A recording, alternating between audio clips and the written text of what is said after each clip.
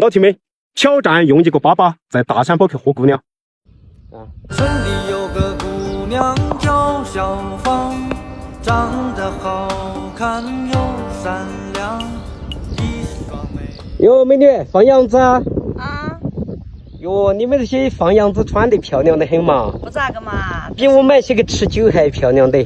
没得那个夸张。哎，这些羊子是你家的啊？啊，纸片的是我家的，那片的是他家的。嗯，你们来玩啊？